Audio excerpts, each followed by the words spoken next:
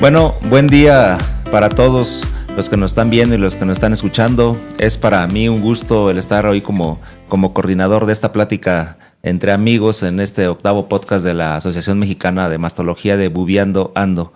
Y pues bueno, decidimos platicar sobre un tema que es bastante importante en el tratamiento del cáncer de mama, que de hecho lo titulamos así, radioterapia en cáncer de mama.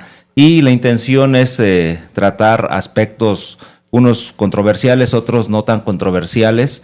Y para eso, pues invitamos, y gracias por aceptar, a 3 radiooncólogos que son líderes de opinión sobre este tema. Aquí tenemos a la doctora Jessica Chávez Nogueda. Ella es egresada del Centro Médico Nacional Siglo XXI y actualmente se encuentra en Centro Médico ABC y en Médica Sur. Bienvenida, doctora Jessica. Tenemos aquí al doctor Anselmo Vázquez Delgado, quien también es egresado de Siglo XXI y actualmente se encuentra en Fundación Cáncer de Mama FUCAM. Y al doctor Gabriel Santiago Concha, quien es egresado de Cancerología y actualmente se encuentra en Centro Médico ABC. Pues bienvenidos. Prácticamente traté de mencionar o que platiquemos sobre algunos puntos que son importantes en el tratamiento con radioterapia de esta enfermedad. Y me gustaría iniciar ahorita con todo el problema que hay de la accesibilidad a los tratamientos con radioterapia, sobre todo en hospitales públicos, sobre el tiempo ideal en el que se tiene que ofrecer este tipo de tratamiento en pacientes que lo requieren. ¿Y cuánto sería el tiempo máximo que podríamos esperarnos para poder tratar con radioterapia a una paciente?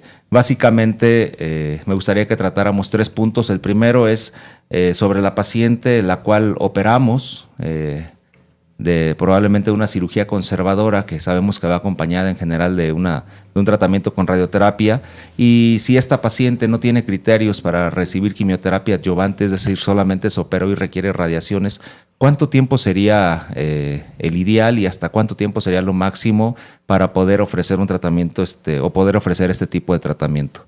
No sé si alguien de los presentes quisiera comentar algo. Primero las damas. Gracias. En el contexto de la paciente postoperada, lo ideal es hacer un tratamiento de 4 a 8 semanas, esto en la expectativa de que la paciente tenga una recuperación postoperatoria óptima, que no tenga la presencia de seroma, que esté controlada de los síntomas y que pueda colocarse en una posición adecuada de tratamiento de 4 a 8 semanas. La verdad es que cuando todo va bien, habitualmente lo empezamos 4 o 5 semanas, no siendo un límite para dar el tratamiento, y a lo mejor alguien de ustedes quiere ahondar en esa parte. ¿Qué opinan si no se puede dar en la semana 4 o antes de la semana 8?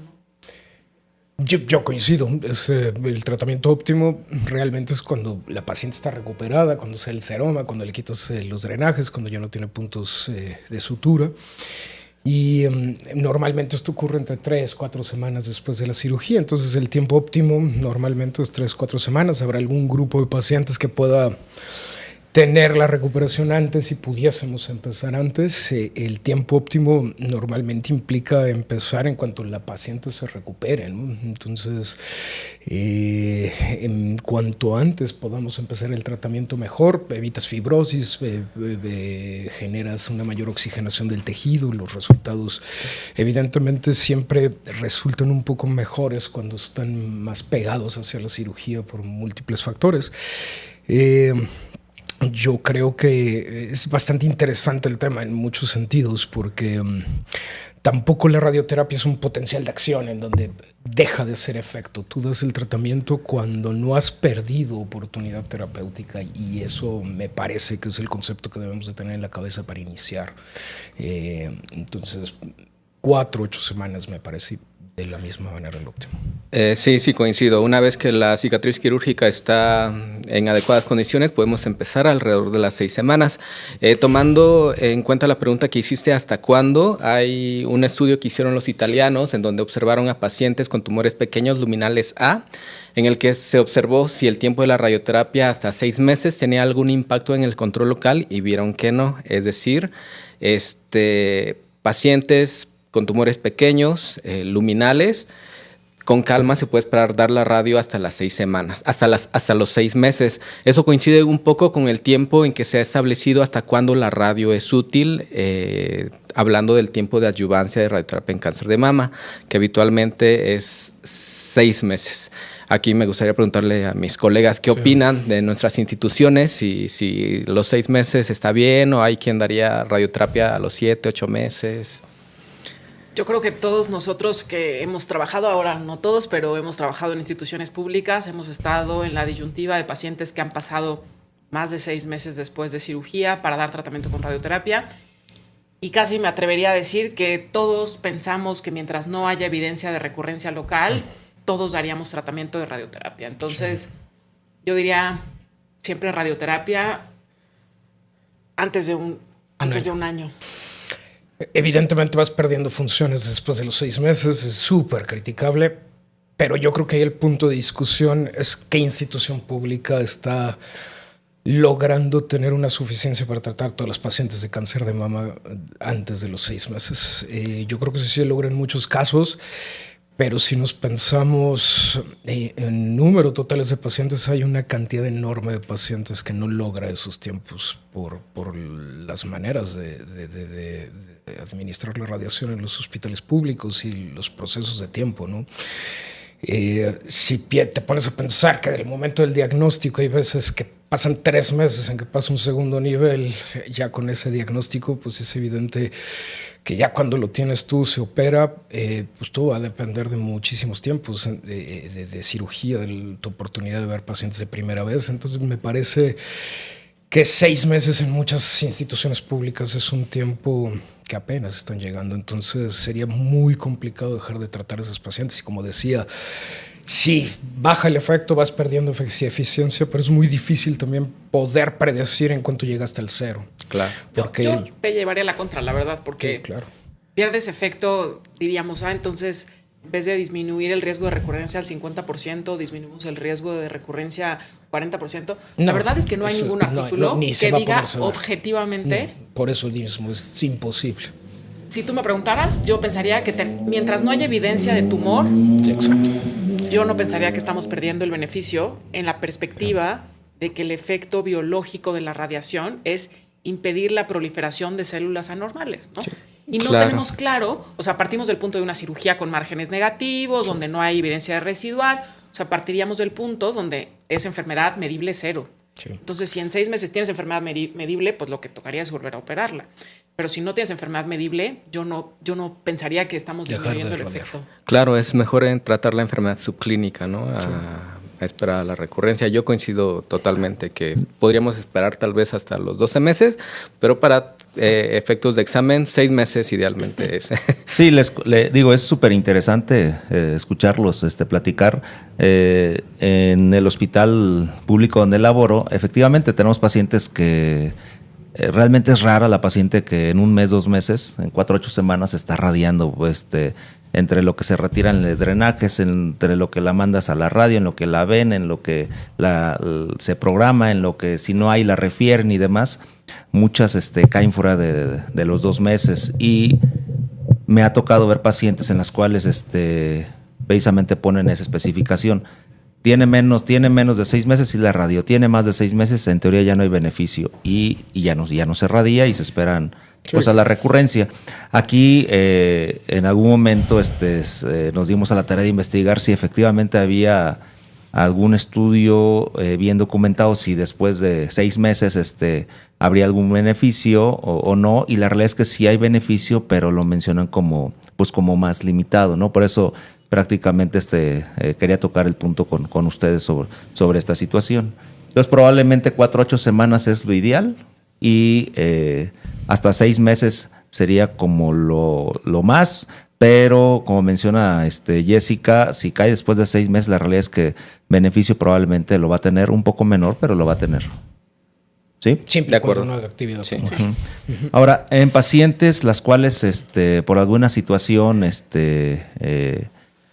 tempranas, no sé, triples negativos, HER2 sobreexpresados, fueron a tratamiento neadyuvante y esas pacientes después se les realizó una cirugía y requieren radioterapia, ¿cuánto tiempo sería lo más adecuado y hasta cuándo sería igual considerar radiarlas? Bueno, la guía dice que aquellas pacientes que necesitan quimio adyuvante, la radio debe empezar 4 semanas después de terminado el último ciclo de la quimio. No así con Herceptin y nuevos tratamientos sistémicos en donde sabemos que el uso concomitante con radioterapia de Herceptin, por ejemplo, es totalmente seguro. Entonces la respuesta es 4 semanas. 4 a 6 semanas después del último ciclo de la quimioterapia es el tiempo ideal para empezar la radioterapia y puede continuar con las terapias blanco de manera segura. Y en esas pacientes que se dieron quimio neo y después las operamos, ¿cuánto tiempo es lo ideal para radiarlas? Por ejemplo, se le hizo una cirugía conservadora posquimio neo. Bueno, como ellas ya, el tiempo que pasó de la quimioterapia ya es considerable. El tiempo para iniciar la radio es una vez que la cicatriz ya está en adecuadas condiciones, que es como una paciente que no ha recibido quimioneo, alrededor de las 4 o 6 semanas. Pero si estas pacientes pues son triple negativos y tienen una enfermedad residual y el oncólogo médico le va a dar capecitabina adyuvante, lo ideal es iniciar la radio y dar la capecitabina después de terminado el ciclo de la radio adyuvante. Ok. Coincido totalmente. Muy bien. No cambian tanto las fechas ni... Yo creo que ahí valdría la pena volver a un concepto como antiguo donde decían la paciente tiene que completar todo el paquete de tratamiento en 6 meses, ¿no? Como que alguna vez se escuchaba ese concepto. Claro. Y la realidad es que no, ¿no? O decir, es que si la paciente no recibe la radio en los primeros 6, o sea, de todo el paquete, 6 meses, entonces se pierde el efecto.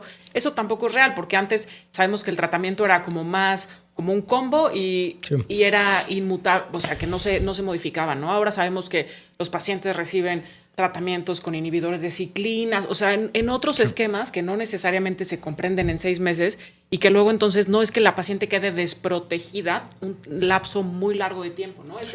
Ese periodo de 6 meses como que ya está en el pasado. Lo muy interesante o lo muy importante es que complete el tratamiento quirúrgico, que la recuperación quirúrgica, el tratamiento neoadyuvante, que complete la cirugía con su recuperación correcta y sobre todo el movimiento del brazo y todas estas cuestiones para que pueda recibir tratamiento de radioterapia en breve. Ahí no pensaría que existe en el término global del paquete un tiempo específico, ¿no? Mientras la paciente no tenga un largo periodo sin manejo. Exacto.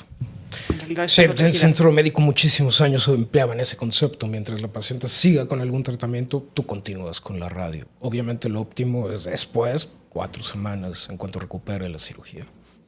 Ok, entonces en todos los contextos donde la paciente la operamos y requiere radioterapia sin quimio, o bien la operamos y se le dio quimio adyuvante y después viene la radio, o bien se le dio quimio neo y la operamos y después viene la radio, el tiempo adecuado, por lo que están mencionados, 4 a 8 semanas en promedio sería lo ideal, y como máximo para tener un mejor beneficio sería considerar hasta 6 meses. Y después de 6 meses todavía radiar, sabiendo que el beneficio probablemente es un poco más limitado, por lo que... Sí. Ahí yo diría una cosa más.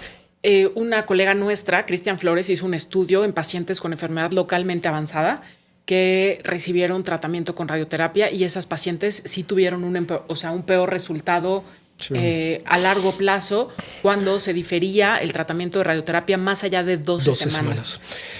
Entonces, es que sí hay estudios que hablan de que el máximo beneficio, o sea, no pierdes beneficio hasta las 12. Entonces tienes de las 4 hasta las 12 con un pico de beneficio.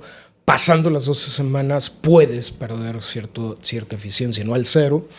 Entonces, obviamente, entre esas 12 semanas y los 6 meses es un grupo de pacientes pues bastante gris. Es muy difícil poder tener todas las variables en el mismo tenor. Ahora, también es muy difícil poder precisar eso, ¿no? Pero eso es con pacientes que tengan mucha carga tumoral, ¿no? O sea, mucha carga tumoral, quimioterapia, cirugía y radioterapia, ¿no? Entonces, ahí suponemos que la enfermedad subclínica es muchísimo más grande que una enfermedad temprana. Entonces, en etapas localmente avanzadas, que van para quimio neo y después las operamos y van para radioterapia, lo ideal es radiarlas en los primeros 3 meses. A todas. Bueno, sí, a todas. Eso es el óptimo. O sea, ojalá tuviéramos un cambio en los procesos para que todas las pacientes pudieran empezar la radioterapia en el momento que deben, antes de las 8 semanas, de hecho. Ni siquiera los 3 meses, es de 4 a 8 semanas. Entonces, antes de los 2 meses es la fecha óptima para emitir un tratamiento complementario de radiaciones. No lo dejamos de hacer por muchísimas razones, porque tampoco tenemos una evidencia tan de peso como para decir, después de 6 meses esto no funciona. Tampoco es así, ¿no? Pero si se puede empezar hasta antes de los 6 meses, me parece un mucho mejor tratamiento. Ok. Ahora, otro de los puntos que me gustaría que platicaran con nosotros es yo me recuerdo cuando yo era residente, siempre el estándar para cáncer de mama era 50 grays en 25 fracciones. Y de hecho le explicábamos a la paciente que iba a estar 5 semanas, iba de lunes a viernes al hospital, descansaba fin de semana y demás. Esto ha venido cambiando con el paso de los años. Y me gustaría que comentaran algo sobre en quién realmente está indicado en la actualidad dar un fraccionamiento convencional, y sobre los hipofraccionamientos, el moderado, de 40 en 15, 42.5 en 16, o incluso ya actualmente el ultracorto de 26 en 5 fracciones. La radioterapia convencional fue diseñada por las escuelas francesas y esto se determina hasta 200 centigrados por día. Estos tratamientos con 200 centigrados por día fueron tratamientos utilizados en múltiples neoplasias, con tratamientos muy estudiados durante décadas y con resultados sumamente eficientes. De tal manera que se determinó que era un tratamiento lo suficientemente bueno como para poder continuarlo, y así lo hicimos durante décadas. Sabemos que la radioterapia puede destruir un X número de células con diversos tipos de dosis y podemos dar dosis aceleradas, hipofraccionadas, y esto implica tener ciertas adecuaciones en la dosis total que vas a administrar y en la dosis por fracción que estás administrando. Si aumentas la dosis por fracción, tenemos una mayor cantidad de daño letal que puedes generar en las células y por ende puede generar una mayor destrucción celular, y eso tenemos que tener cuidado con morbilidades agudas y crónicas. Durante mucho tiempo esto estuvo proscrito porque no teníamos una tecnología tan suficiente como para hacer tratamientos tan óptimos con dosis más altas, y eventualmente después de los 80s esto empezó a cambiar. En 90s, 2000s la tecnología nos permitió generar algunos tratamientos que en teoría son equivalentes, controlando sobre todo la dosis a los tejidos sanos que podíamos administrar, y esto nos ha permitido generar una serie de radioequivalencias que pueden ser lo suficientemente no inferiores en relación a los tratamientos convencionales. Eventualmente, la información actual es que estamos utilizando tratamientos con dosis mayores por día, teniendo que compensar esa dosis final de tratamiento, y esto tiene ciertos fenómenos radiobiológicos de mayor eficiencia en relación a que podemos saber que tener más daño de letal en este grupo de pacientes, ciertos casos, pero también ayuda mucho en muchas situaciones, sobre todo de procesos administrativos. Si yo tengo una sola máquina en un equipo y tengo esa máquina llena y puedo limitar el número de sesiones a la mitad de lo que tradicionalmente lo hacía, esto puede llegar a beneficiar en muchos sentidos en relación al número de pacientes que puedo ingresar. Y bueno, pues estos tratamientos han resultado en varios estudios aleatorizados pues como una situación de no inferioridad. A fin de cuentas, esto se ha llegado a terminar con tratamientos ultrafraccionados en 5 sesiones, en donde hemos tenido también resultados positivos en relación a los controles. Claro que estos resultados tienen mucho menos experiencia, se han hecho en mucho menos pacientes, no tienen una situación de haber definido más de 25, 30 años, sobre todo los ultrafraccionados, en relación a toxicidades agudas y crónicas, y eso limita en muchos sentidos ciertas opciones terapéuticas para poder abrirlo a todos los pacientes. Sin embargo, actualmente el tratamiento hipofraccionado pues está bastante utilizado, sobre todo en etapas tempranas, que es lo que recomiendan ciertas guías de manejo. Hay algunos estudios ya en etapas locorregionales realmente avanzados, con resultados bastante interesantes y bastante positivos en relación a ser empleado. Y bueno, pues los ultrafraccionados creo que fueron muy empleados durante la contingencia sanitaria de COVID. Esto nos ayudó bastante. Actualmente pues se siguen estudiando. Las recomendaciones son con mucho más tiempo, mucho más protocolizados los pacientes. Pero me parece a mí una opción bien interesante para seguir empleando.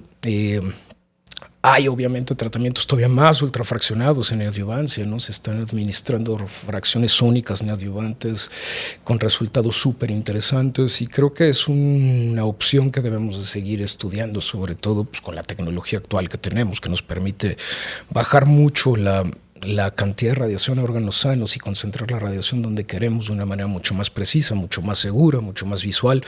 Entonces creo que son tratamientos que nos pueden ayudar en muchísimos sentidos. Yo los he empleado hace muchísimos años, sigo empleando radioterapia convencional en algunos casos en donde no se tiene mucha evidencia, sobre todo estirpes, sarcomas, metaplásicos, epidermoides. Entonces esos pacientes no se tiene como una evidencia científica de peso como para poder definir si el hipofraccionamiento debes tener alfa-betas diferentes, sensibilidades diferentes. Entonces es evidente que ahí podría ser un poco más complicado dar tratamientos hipofraccionados en relación a tratamientos convencionales. Yo lo he empleado mucho en tratamientos locorregionalmente avanzados y la realidad es que he tenido pocas toxicidades y buenas tolerancias. Y bueno, pues actualmente las recomendaciones de la NSCN para los hipofraccionados es que no tengamos que dar el incremento, porque los incrementos que se dieron en los estudios aleatorizados fueron a una semana más, entonces se pierde el beneficio que tenías de terminar el tratamiento en una semana. Pero bueno, creo que pues, ahí tenemos que explorar boost integrados y algunas otras situaciones. Sí, pues entonces, por ejemplo, si tenemos una paciente que requiere radioterapia, cáncer de mama temprano y otro avanzado, o sea, ¿a quién le van a ofrecer el convencional y a quién se le va a ofrecer o el hipofraccionamiento? ¿Qué es lo que hacen ustedes en su práctica diaria? Histologías convencionales, siempre hipofraccionamiento. Yo personalmente, hipofraccionamiento moderado, quiere decir 15, 16 sesiones. ¿A quién le propondría yo un esquema clásico? Histologías raras, ¿no? O sea, sarcomas, linfomas, otras cosas. Uh-huh. A lo mejor en alguna paciente con una reconstrucción tórpida, o sea, un caso así muy peculiar. Muy peculiar. Uh-huh. Pero te diría 99.9. ¿Y pacientes con ganglio centinela positivo le das 15, 16 sesiones? Sí. Sí, yo también. ¿Y el Amaros que dio 25 sesiones? Pues es de hace como 15 años, ¿no? ¿Y hay un ensayo clínico en donde con ganglio centinela positivo hayan dado hipo? Se acaba de publicar, pienso que recientemente, es que no me acuerdo quién es el grupo, pero ya inclusión de axila con seguridad. Sí. Pienso que Nestro. Sí, no, bueno, y hay algunos chinos incluso con ganglios, sí, los chinos hindús y los pakistaníes, hay por lo menos 2 hindús y hay por lo menos 3 artículos chinos. O sea, yo creo que es equivalente. Pacientes, sí, yo coincido totalmente. El hipofraccionamiento, sobre todo moderado, hay un metaanálisis de Cochrane, se ha visto que a 10 años tiene los mismos beneficios oncológicos e inclusive la toxicidad aguda es menor con los esquemas cortos. Exacto. Tal vez nos queda duda en aquellas pacientes en donde únicamente se hace ganglio centinela y no disecaron la axila, en donde la evidencia es más limitada de si poder ofrecer o no estos esquemas cortos, pero sí, los estudios apuntan a que estos esquemas moderados van a tener los mismos resultados. ¿Y irradiar los ganglios con 5 sesiones a alguien? Yo todavía no. Yo sí lo he hecho. Yo creo que la evidencia va a ir hacia allá. Y bueno, el hipofraccionamiento extremo, ¿no? 5 sesiones. La realidad es que no es un estándar en guías americanas. Seguramente será un estándar en breve en Reino Unido. Seguro. Eso ya pienso que ya está en las guías de Reino Unido. Sí. Y en muchas guías europeas. En Europa, pienso que lo están dejando como una alternativa. Creo que, o sea, no es como evidencia 1. No, bajo protocolo lo están dejando. En Europa, si no mal recuerdo, ya no hay ninguna guía que recomiende fraccionamiento convencional prácticamente en ningún escenario, ¿no? Entonces, 25 sesiones, ¿a quién? Te diría casi a nadie. Lo que sí, las guías de la NSCN dicen que preferir el esquema clásico de 25 sesiones en aquellas pacientes con reconstrucción inmediata. Exacto. Pero hay un estudio que está en abstracto en donde evaluaron 42 Grays en 16 fracciones en esas pacientes con reconstrucción inmediata y los resultados pues son iguales, no hay mayor riesgo de discencia o complicaciones quirúrgicas, lo que también no deberíamos, pero se puede extrapolar a una dosis menor de 15 sesiones. Entonces, actualmente, coincido con la doctora y con el doctor, no hay ninguna paciente en el que pudiéramos restringir el hipofraccionamiento para el beneficio de ella. El extremo sí, el de 5 sesiones sí. En aquellos pacientes que forzosamente requieren el boost. Se prefiere, como no se tiene integrado, que se va una semana, las recomendaciones están en ello. Para mí, yo creo que hay que dar los esquemas hipofraccionados, incluso en 25 en 5. Lo que preguntabas, yo sí metí T3N1 con ciclos mamarios completos. ¿A 5? A 5. ¿Y cómo les va? Súper bien, la toxicidad aguda es exactamente lo mismo. Sí, los resultados que yo tengo a crónico, que llevan más de 2 años, están bastante bien. Y lo curioso es que tengo en todo ese grupo menor recurrencia que en el grupo de hipofraccionamiento moderado. Ya llevo un poquito más de 2 años con seguimientos y tengo una recurrencia en más de 150 pacientes. Yo pensaría... todas las recurrencias en mama son de tardías, seguimientos de 10 años, ¿no? Entonces, 2 años, no lo sabemos. No creo que vayan a recurrir más. La verdad es que no. Si tú me preguntaras, Jessica, ¿te preocupa que recurran más? No. ¿Qué me preocupa? La toxicidad. Y yo creo que eso es un poco lo que nos preocupa a todos, ¿no? Claro. No me fue tan mal. Coincido con el doctor. Yo creo que en un futuro las 5 sesiones se van a extender al ciclo mamario completo, pues porque ya lo hacemos. En melanoma damos 5 o 6 sesiones. Sí. ¿Pero no te da miedo? No lo hago. No hay evidencia de ello. ¿No te da miedo? Actualmente 6 en axila, yo lo he usado toda la vida, pero melanoma hace 15 años que eso pone. Bueno, actualmente el tratamiento estándar es 5 sesiones solo a la mama. Y hay que aclarar que cuando el cirujano, entre comillas, ¿no? Cuando el cirujano nos lo manda, dice, vaya, el radiooncólogo le va a dar 5 sesiones.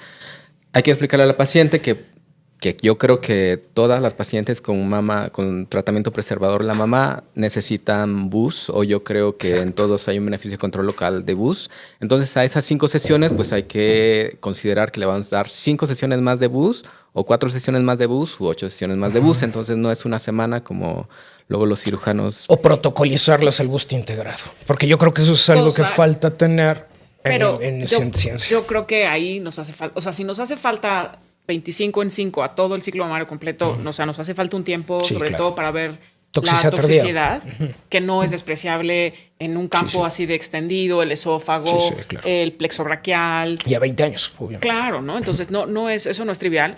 Y lo siguiente es que el dar un boost integrado implica toda la explicación radiobiológica que dio Jorge al principio, parte donde obviamente quien empezó a diseñar los esquemas de radioterapia, por supuesto que se le ocurrió dar toda la energía en una sola sesión. El asunto es que la teoría del carnero y demás, pues le fue fatal por los efectos negativos, ¿no? Entonces empezamos a fraccionar con la intención de disminuir los efectos negativos.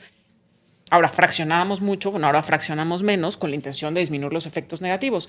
Pero si tú subes la dosis por sesión, ese es un tema elemental. La toxicidad en la radioterapia siempre se ha ligado en cualquier parte de la economía con mayor toxicidad. Entonces, si tú dabas sesiones de 200 centigrays y ahora damos 266 centigrays y después queremos dar 400 y luego le quieres dar boost integrado y entonces eso quiere decir que la dosis por sesión está siendo casi 3 veces la dosis planeada. Esas pacientes tienen mayor induración en la mama, tienen mayor dolor crónico, tienen más riesgo de necrosis grasa, con toda la dificultad diagnóstica y la presencia de biopsias para esclarecerle a la mujer, ¿no? Tienes una imagen anormal en tu mastografía de control y entonces, ¿qué es, no? Y entonces te pasan 2 necrosis en la mama y el cirujano que te mandó a la paciente pues ya no está muy contento porque entonces ya está en un...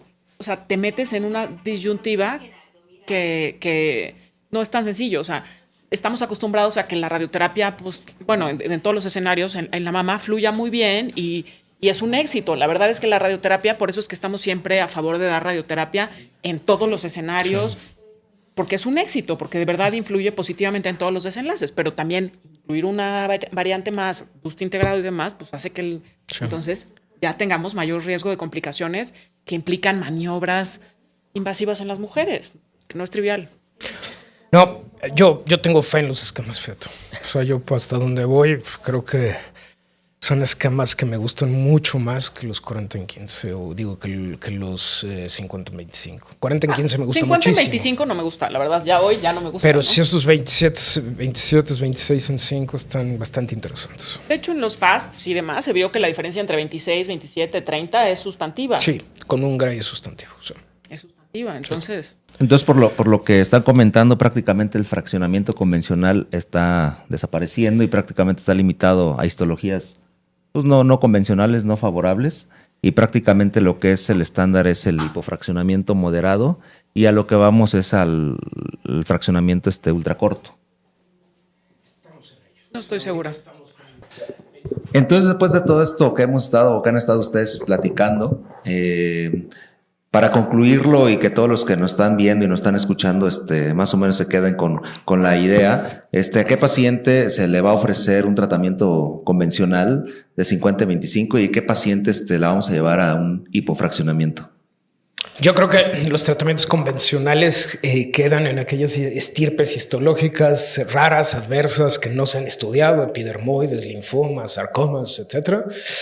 Yo creo que los hipofraccionamientos moderados llegaron para quedarse. Actualmente se tiene una muy buena opción de tratar a algunos pacientes en etapas tempranas. Las etapas locorregionalmente avanzadas, pues yo creo que van a tratarse con hipofraccionamientos. No está dentro de indicaciones todavía, pero eso estoy cierto que no vamos a tener un aumento de complicaciones crónicas. Y los ultrafraccionados me parece que en etapas tempranas bajo protocolo. Entonces, si se tiene un protocolo, se puede hacer en etapas tempranas a tener un poco más de información en relación a toxicidades crónicas. Pero son tratamientos también bastante interesantes que habrá que seguir estudiando. Yo creo que el hipofraccionamiento tiene ventajas radiobiológicas, tiene ventajas de proceso y eso llegó para quedarse. Por ejemplo, en una paciente con un carcinoma inflamatorio, ¿le ofrecerían, después de la quimio y la cirugía, le ofrecerían un hipofraccionamiento? Yo sí le ofrecería un esquema de 15, 16 sesiones. Sí, es equivalente, se puede dar, sin duda. Sí, yo lo ofrecería, pero en pacientes con cáncer, un T4D, hay un protocolo del MD Anderson en donde ofrecen un tratamiento bifraccionado de 1.5 Grays 2 veces al día hasta 60 Grays. Es muy agresivo. Si la paciente lo acepta, puede ir al hospital. Yo apostaría por ese. Ok. Ahora, pasando a otro de los puntos que me gustaría que comentaran. Por ejemplo, sabemos que dentro de las indicaciones de dar tratamiento con radioterapia es la presencia de tener 4 o más ganglios positivos. Sin embargo, hay un grupo de pacientes con 1 a 3 ganglios positivos en las cuales de repente sí se les ofrece tratamiento con radioterapia y de repente no. Me gustaría que comentaran al respecto sobre este grupo de pacientes. ¿A quién sí se le ofrecería? En estricto sentido, lo que dice la guía es que las pacientes de 1 a 3 ganglios considerar factores de riesgo, ¿no? ¿Cuáles son los factores de riesgo? Pues receptores hormonales negativos, pacientes triples negativos con sobreexpresión de HER, pacientes muy jóvenes, o sea, que tengan mayor características de alto riesgo. Entonces, la realidad es que hoy por hoy yo creo que la inclinación casi global es aquellas pacientes que tengan ganglios positivos, dado este estudio donde se demostró un beneficio en la supervivencia con pacientes simplemente con la presencia de ganglios positivos, casi que siempre se recomienda la inclusión de las áreas linfoportadoras. Coincido. Sabemos que 4 ganglios positivos es una indicación absoluta de radio. De 1 a 3 quedó ahí en una zona gris por aquel estudio clínico de los ensayistas, donde los de 1 a 3 no fueron bien estudiados. En todos los ensayos clínicos, en todos los subanálisis, en todos los metaanálisis, aquellas pacientes de 1 a 3 ganglios siempre tienen beneficio en control local con la radioterapia. En supervivencia, ¿no? Hasta en supervivencia. También tienen beneficio en una supervivencia libre de enfermedad. Me parece que esto de no dar a pacientes con 1 a 3 ganglios derivó de que en las instituciones pues siempre se quiere optimizar recursos. Entonces, el grupo que estuvo antes que nosotros, pues prefirió beneficiar a aquellas pacientes con 4 ganglios positivos.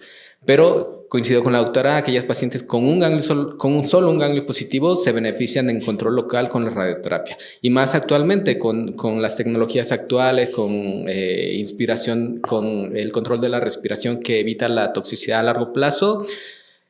Yo creo que pacientes en ese escenario vale la pena que platiquen con el médico radiooncólogo cuál es el beneficio y cuáles son los contras, que cada vez son menos. Es decir, la radioterapia, como ya bien lo dijo la doctora, es un tratamiento altamente costo efectivo que ha dejado de ser caro, es actualmente mucho más accesible y necesita escuchar al radiooncólogo para decidir o no el tratamiento adyuvante con radio. En ese escenario de 1 a 3. No, nada que agregar, yo coincido plenamente con esto. Me parecen que los criterios clínicos patológicos que se pueden observar no son los más eficientes para poder determinar riesgos. O sea, a fin de cuentas, lo hemos visto en pacientes conservadoras que tiramos radiación, lo hemos visto en muchos escenarios en donde los factores clínico-patológicos pueden quedar tirados. Creo que tenemos que ser mucho más eficientes en buscar factores de otra índole, genéticos, me parece. Y creo que los resultados son claros, 1 a 3, el agregar radiaciones, como en pacientes conservadores se observa un beneficio al dar radiación. Hola, me gustaría preguntar algo. ¿Le serviría un panel genético o algo, como un Oncotype o algo en 1 a 3 ganglios positivos? ¿No lo tomarían en cuenta? Recientemente se publicó el Decision RT, donde habla de este panel de, no me acuerdo si son 7 o 9 genes, donde se modifica la decisión del tratamiento de radioterapia hasta en el 40% de los pacientes. Entonces yo creo que sí, Pero en todos los casos se tendría que hacer. O sea, no por supuesto, como no todo, en el de 1 a 3, sino en todos los casos deberíamos tomar decisiones. Pero vamos encareciendo. Por supuesto, encareces. Claro, o sea, si le hiciéramos a todas las mujeres una resonancia magnética prequirúrgica, viéramos si la lesión es verdaderamente es unicéntrica, bueno, unifocal, ¿no? Entonces ya, perfecto, cirugía espectacular y entonces panel genético de bajo riesgo, omitimos la radioterapia, pues sí, pero bueno, hacerle resonancia a todas las mujeres, hacerles paneles genéticos, podría ser, claro, podría ser, puede ser que sea la tendencia del futuro, claro, te diría qué porcentaje de tus pacientes les haces Oncotype o MammaPrint para decidir a todas. No. Bueno, la medicina privada, ¿no? Para decidir quimio o no, pero no, la medicina privada puede ser, pero la institución yo creo que es 15, 10%. Estamos hablando... lo usan muchísimo, no sé si ahorita, pero... 8%, 5% del... Pero tenían el convenio con Oncotype, entonces todas las de temprano se iban a Oncotype. O sea, es posible que en algún momento... Sí, pero sí entiendo el punto de que claro, no lo podemos usar para todas las instituciones. O sea, bueno, cuando yo estuve en el INCAN, Oncotype... aislada, 1 o 2 al mes. Ajá, entonces no son la mayoría de las pacientes. Y hay que ver cuánto vale el Oncotype y cuánto vale un hipofraccionamiento moderado de radioterapia. Exacto. Claro. La radio es más costo efectiva. Y por otra parte, yo creo que algo que es muy específico, o sea, que es muy importante de determinar es que, en efecto, tenemos falencias en la determinación clínica de los factores que predicen el futuro de las pacientes. Eso es una realidad, ¿no? Lo hemos visto con estas firmas genómicas. Entonces, claro, nosotros podemos tener un hint, ¿no? O sea, nos da la impresión de que es una paciente de bajo riesgo y resulta que nos equivocamos, que es de alto riesgo. O al final pensamos que es de alto riesgo y resulta que es de bajo riesgo. ¿Nos va a modificar? Te garantizo que sí, en 10 años. Sí, de hecho, las firmas, como me lo tocó ya Milagros, para in situ, pues es el Oncotype de 12 genes.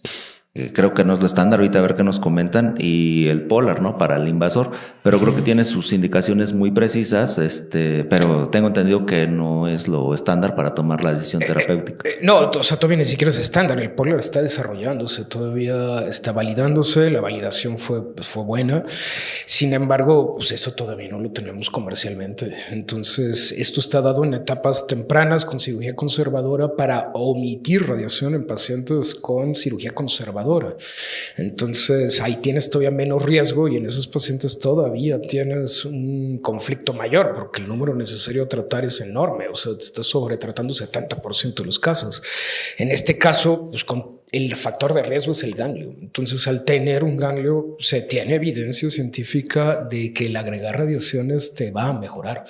Y en ese sentido, podrías obviar todos los factores genéticos y dar el tratamiento simplemente por el factor de riesgo de ese ganglio, ¿no? Claro, no es lo mismo tener 4 ganglios a tener 3 o 2 o 1 sin factores de riesgo, pero de todas formas, el factor de riesgo es el ganglio y hay beneficio de dar radiaciones. Tengo una pregunta. Cuando no tenemos Oncotype, hay no me acuerdo el nombre, el Predict. Existe un score que tú puedes poner y te va a dar, que lo hizo la Universidad de Pittsburgh, si no me equivoco. Entonces lo usábamos mucho. O sea, si no Pero para quimio, ¿no? Para quimio. Entonces mi pregunta es, ¿tienen algo así para radio para predecir? No. No. Mándense al paciente esa radio. Pero bueno, yo les tengo una pregunta más difícil desde mi perspectiva radiooncológica, para que me ilustre, porque en muchos estudios dicen la paciente que se diseca y tiene ganglios positivos, entonces hay que radiar de undissected, la zona de la axila no disecada. Ajá. A ustedes, los cirujanos con los que trabajan, les ponen una rayita para que digan, este se disecó hasta aquí, de aquí para abajo, pero de aquí para arriba no. Pero bueno, normalmente no quitan el nivel 3, ¿no? O sea, si acaso se meten en el nivel 2, siempre se meten en el nivel 1 y muchas veces no llegan al final del nivel 2. O sea, acuérdate que el nivel 2, pues para meterte a los ganglios de Rotter tienes que quitar el pectoral menor. Entonces lo que queda de los interpectorales ya no se disectó. Entonces prácticamente es nivel 2 para arriba. O sea, el hueco supra y la fosa infraclavicular, porque normalmente no entran. Ahora te ayuda un poco la simulación, ¿no? Entonces tú irradias niveles 2 y 3 y nunca 1. No, claro que meto el 1. Por supuesto que me irradias todos los niveles ganglionares y de hecho debes irradiar también la cicatriz. Sí, la cicatriz y los pero drenajes. ¿Estás de acuerdo que la guía así lo menciona? Axila no disecada. Sí, pero hay que también dice irradiar toda la mama clínicamente, irradiar los sitios de drenaje y cicatriz. Y la cicatriz y los drenajes. Y hay veces que los drenajes te los ponen acá abajo. La guía dice, ¿la guía dice drenajes? Sí lo dice. Sí, lo dicen. Yo lo aprendí eso muchos años, pero nunca lo he visto, pero lo voy a buscar. Sí. No, si mis maestros era como meter los drenajes. Claro, si te ponen el drenaje acá. Sí, como comenta el doctor, cuando el drenaje está muy alejado es difícil tratar, pero sí me tocó ver en más de una paciente recurrencia en el sitio del drenaje, por supuesto. Sí, yo también lo vi. O sea, yo sí he visto recurrencia. No, yo también lo incluyo, pero por aprendizaje. Ahora me gustaría saber su opinión, volviendo a la de 1 a 3 ganglios pacientes N1 que se fueron a quimioterapia neoadyuvante y sufrieron, las llevamos después los quirúrgicos a un centinela y salió negativo. Por ahí salió la publicación, el NSVP 51, donde mencionan de ya no radiar en ese grupo de pacientes que incluso eran N1 que negativizaron posquimioterapia. No sé qué opinión tengan. Cuando lo publiquen, hablamos. No, es un ensayo clínico bastante interesante, pero creo que la recomendación es dejar de irradiar la zona ganglionar. No. Dejar de irradiar. Este se publicó en San Antonio del año pasado. Sí, bueno, es de 2023, sí. Es el B50. Pero la indicación es ya no radiar ganglios, pero hay que seguir radiando la mama. No. Como habían tenido respuesta patológica completa, lo que concluyeron es que aún en etapa localmente avanzada, que sería un T3 con ganglios positivos, cuando tiene respuesta patológica completa después de quimioneo, hay que omitir el tratamiento con radioterapia. De hecho, pienso que las guías sí añadieron una cosa como considerar, ¿no? No, los T3 no, pero los T1, o sea, de cuando las etapas regionalmente no avanzadas, o sea, etapa temprana con N1 que tiene respuesta completa por quimioterapia, lo que están diciendo es que dejemos de radiar ese grupo de pacientes porque tuvo respuesta patológica, no la enfermedad avanzada. La enfermedad avanzada sigue con cierta recomendación de dar el tratamiento. Y lo que dice el B51 es que dejemos de radiar porque hubo una respuesta. Y bueno, pues aparentemente los resultados no están, pero prácticamente hay muchos grupos, sobre todo los norteamericanos. Estuvimos con Kelly Hunt hace unos meses, en octubre, y ella está abogando porque ese grupo de pacientes se deje de radiar por lo que sacó hormonas en el B51, que está contrapuntado con algunos otros estudios en donde estaban definiendo que pacientes T3 y incluso en no avanzadas, el hecho de que hubiesen tenido ganglios antes de la quimioterapia es un factor de riesgo y no había una indicación de dejar de irradiar. Y esto se documentó, pero aparentemente este B51, que aún no está publicado, dice todo lo contrario. Y hay gente que está abogando que dejemos de irradiar en este grupo. Hoy por hoy la guía dice la indicación de la radioterapia está indicada por la etapa clínica inicial antes de la quimioneo. Y esa es la indicación, seguir seguimos en esto y eso es lo que quieren cambiar. O sea, que aquella paciente en etapa temprana que tuvo respuesta se cambie. Y yo creo que eso va a ser guía pronto. O sea, ya cuando Kaeli Hunt te dice, dejemos de radiar, pues hay muchísimas cosas ahí en medio. Yo le pregunté, oye, todavía no está publicado, esto todavía no tiene resultados a largo plazo. Y dijo, esto es quimioterapia neoadyuvante en una paciente que está respondiendo. La indicación será seguramente dejar de irradiar ese grupo de pacientes. Y eso en el Congreso de octubre, así, o sea, yo se lo pregunté abiertamente y la doctora Kaeli Hunt está a favor de hacerlo. Entonces, pues habrá que discutirlo más. Es un solo estudio, pero pues es mamones. Entonces habrá que ver qué. Bueno, pero hay que tomarlo como es una recomendación de experto que hoy por hoy está hasta abajo en el nivel de evidencia, ¿no? En este momento sí. O sea, se seguirían radiando este grupo de pacientes al día de hoy, ¿no? Sí, Yo sí. Totalmente. Una pregunta, cuando dicen la guía se refieren A la NSCN. La NSCN Astro. 2024. Sí, en ese sí. NSCN, ok. Sí. Ya se maneja en ese sí. Lo digo por los residentes que nos Claro. escuchan, que sepan cuál es la referencia que estamos hablando. Por ejemplo, me gustaría que comentaran sobre las indicaciones precisas para radioterapia intraoperatoria, que algunos centros de aquí del país pues tienen acceso a la misma, ¿no? La ventaja y las indicaciones de este grupo de pacientes. Todo esto porque por ahí salió un paper donde comentaban que recurrían más, que ahora en el congreso que tuvimos de mastología comentaron que al final no, pero me gustaría saber su opinión de esto. No hay guías precisas. La realidad es que no existen las guías precisas para irradiación parcial de mama. Hay 3 grandes guías, la de Astro, la del Colegio de Braquiterapia y la del Colegio de Cirujanos de Mama norteamericanos, y son diferentes las 3. Entonces, si las 3 son diferentes, es que no tenemos una guía realmente tan precisa. La guía de Astro hizo ya 2 updates. En un inicio trataban pacientes mayores de 60 años, tumores menores de 3 centímetros, con márgenes de más de 3 milímetros en in situ, de 2 milímetros en tumores infiltrantes. Esto se amplió, evitaban tumores in situ, actualmente se aceptan algunos tumores in situ, han ido cambiando algunas situaciones.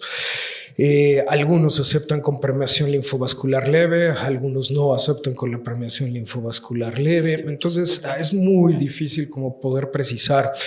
Creo que actualmente tiene que ser pacientes bien seleccionados. Creo que en el tamaño tumoral también cambian de 2.5 a 3. Nadie está tratando tumores de más de 3 centímetros. Entonces creo que en ese sentido tenemos claridad.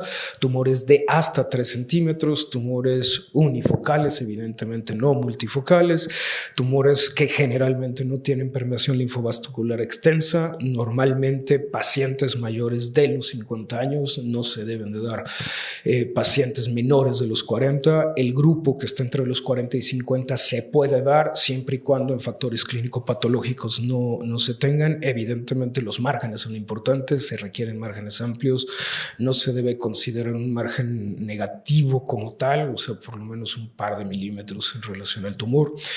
Y yo creo que con eso es lo suficientemente seguro para estar dentro del contexto de no inferioridad. Ahí el problema del Elliott y del Target es que los resultados son diferentes, son máquinas diferentes. Creo que hay mucho problema comercial. La gente que está hablando de irradiación parcial de mama habla del equipo con el que tiene experiencia, y la realidad es que ha habido mucho conflicto. Yo he platicado incluso con médicos que me dicen, no, bueno, el Intravim no jala, porque lo digo yo. Entonces sí es complicado manejarse bajo situaciones así. Entonces, a mí es una técnica que a mí me gusta mucho. Es una técnica en donde al visualizar el hecho es muy difícil equivocarte, que es muy sencillo porque terminas en una sola exhibición. La paciente está acostada en quirófano, sedada, anestesiada, no se da cuenta del tratamiento, tienes muy poca toxicidad. Entonces, la realidad es que la intraoperatoria en parcial es bastante buena técnica. Claro, no tienes los mismos resultados que tienes en teleterapia, parece ser que tienes menos control, pero también creo que los resultados han sido basados en pacientes no tan bien seleccionados. Creo que la selección de pacientes tanto en Elliott como en Target no fue la óptima, y creo que eso también tiene implicaciones en los resultados. Ahora, a mí es una técnica que me gusta mucho y es una técnica que a mí me ha quitado muchos problemas en resolución de pacientes. ¿Y en el FUCAM a quiénes les dan radio intracraniana? Yo uso esquema Astro con el segundo update. Doy pacientes arriba de los 50 sin mayor problema, entre los 40 y 45 con tumores hasta de 3 centímetros, sin permeación linfovascular, luminal. Yo sí estoy metiendo in situ con 3 milímetros de margen. Y no estoy tratando tumores mayores de 3. Entonces creo que sí hay una base más o menos. No son tantos los pacientes, pero yo debo estar metiendo como 1 a la semana promedio, ponle.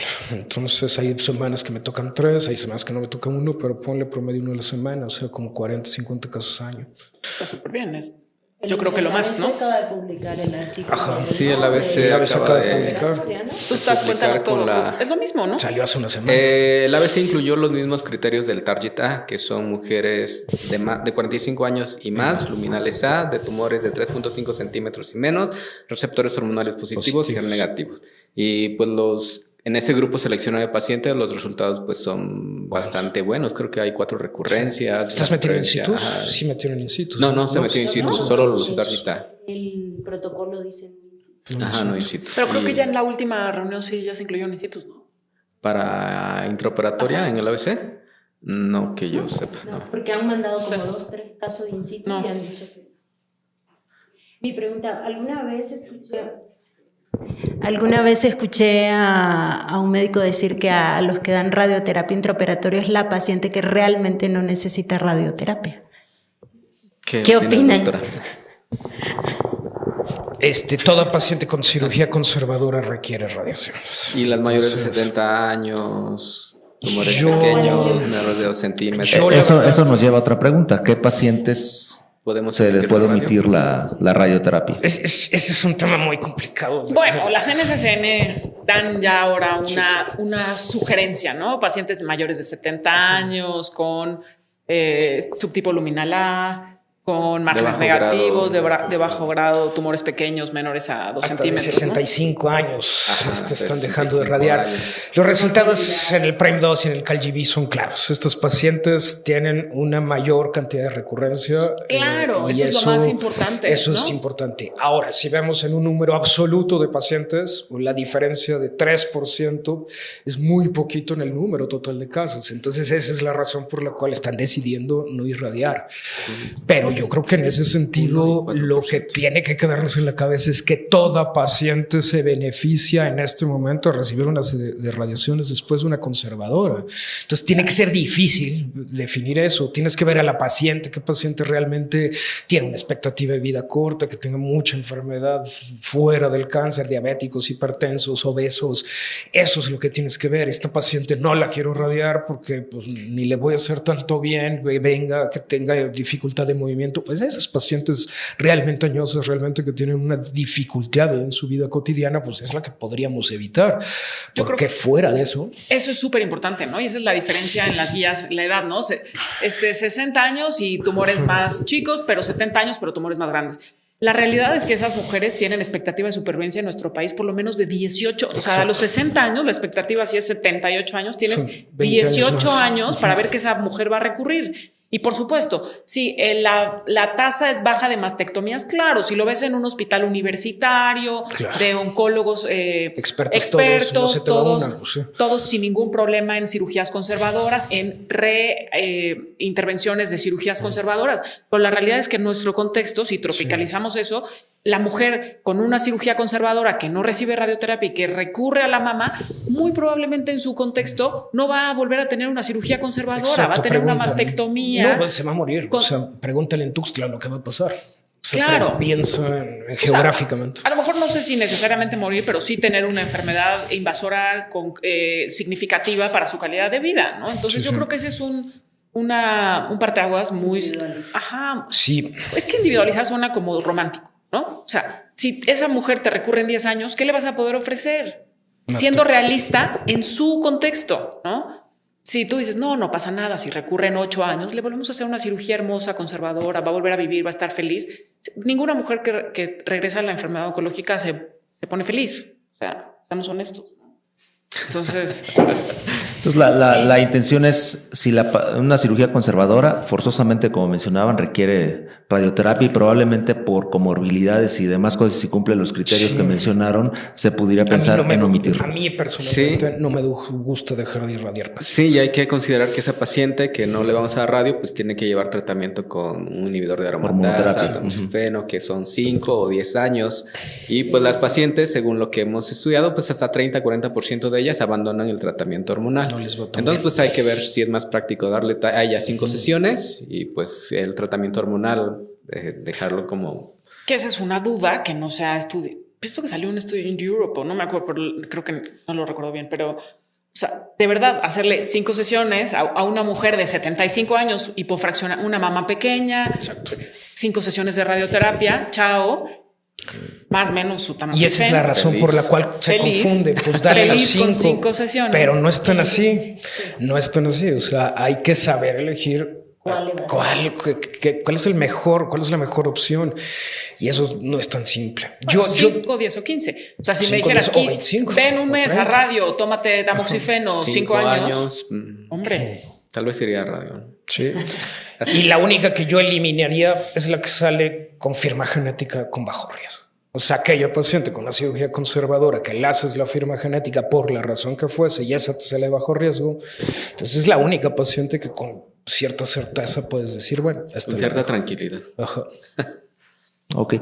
Un punto que me gustaría que comentaran, digo, porque en el hospital donde laboro de repente se ha sesionado sobre estos casos. Por ejemplo, en carcinoma ductal in situ, sabemos que el margen que se recomienda es arriba de 2 milímetros, ¿no? Y de repente tenemos alguna paciente que se biopsió porque tenía micros o tenía algún nódulo pequeño, no palpable, y la biopsia reporta negativo y la metemos a un marcaje. Y resulta que finalmente termina reportándose un ductal in situ, pero el margen a 1 milímetro, ¿no? Entonces, cuando se supone que lo ideal en in situ es lograr 2 milímetros. Esta paciente, vamos a poner los dos escenarios, bajo grado, alto grado. De repente las mandamos a radioterapia, sabiendo que el margen no es positivo, es negativo, pero no es óptimo.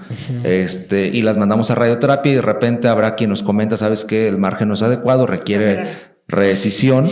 Y habrá quien nos comenta, bueno, vamos a radiarla, finalmente el margen es negativo. Yo en mi práctica, pensando en la institución, yo no regresaría a esa paciente a una reexcisión de margen, porque en más del 95% de pacientes que se someten a reexcisión no encuentran nada. Entonces, creo que no tiene caso. Al final, muy seguramente esa paciente pues requerirá un bus de radioterapia, entonces yo no le pediría al cirujano que la reinterviniera. Ok. Sí, yo tampoco. O sea, yo reintervengo cuando el margen está positivo. Obviamente, claro. Si ese in situ es de alto grado, no sería candidata parcial, y con menos de 2 milímetros, si fuese candidata parcial, yo no la metería por ese margen estrecho. O sea, yo estoy pensando en parcial con ese margen, pero le daría teleterapia normal sin reincidir ese margen si tiene 1 milímetro, ¿no? Si es margen positivo, sí la mando casi a romper. Sí. De acuerdo. Ok. No sé, Milagro, si tengas alguna otra duda o algo o a ver, pues como siempre les dices tú, algún comentario final, primero. Eso quiere decir que escuchaste nuestros podcasts. Sí. Invita a todos que nos escuchen, por favor. Sí, a ver, algún comentario final, Jessica. Para llevar a casa.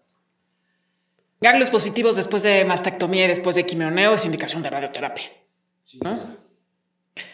¿Qué otra cosa? Bueno, existen otras técnicas de irradiación parcial de la mama, no solamente la radioterapia intraoperatoria.